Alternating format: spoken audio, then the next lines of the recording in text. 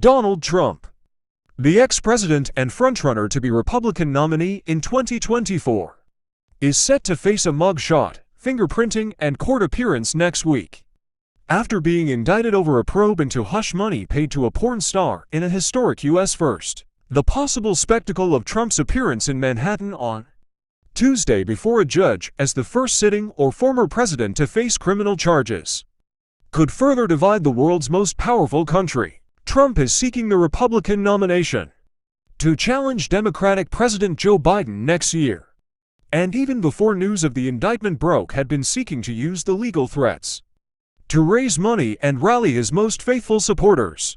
Trump is seeking the Republican nomination to challenge Democratic President Joe Biden next year, and even before news of the indictment broke had been seeking to use the legal threats to raise money and rally his most faithful supporters.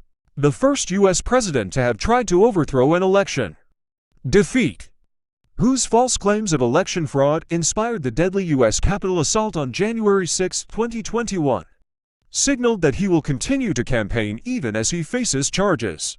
Those specific charges have not yet been made public, as the indictment remains under seal. But CNN on Thursday reported Trump faced more than 30 counts related to business fraud.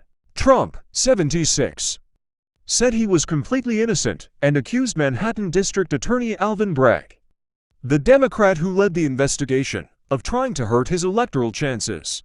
This is political persecution and election interference at the highest level in history, Trump said in a statement. Trump claims political motivations for all four criminal investigations he is known to face, including federal probes into his retention of classified documents and attempts to overturn his election defeat, and a separate Georgia probe into his attempt to overturn his loss in that state. He has also accused Bragg, who is black, of racial bias. Shortly after the news of his indictment broke, Trump appealed to supporters to provide money for a legal defense, as news of Trump's indictment flashed across a news ticker on a Times Square skyscraper on Thursday evening. New York City resident Elizabeth Blaze welcomed the news. "It shows that democracy is finally at a place where it is supposed to be," she said.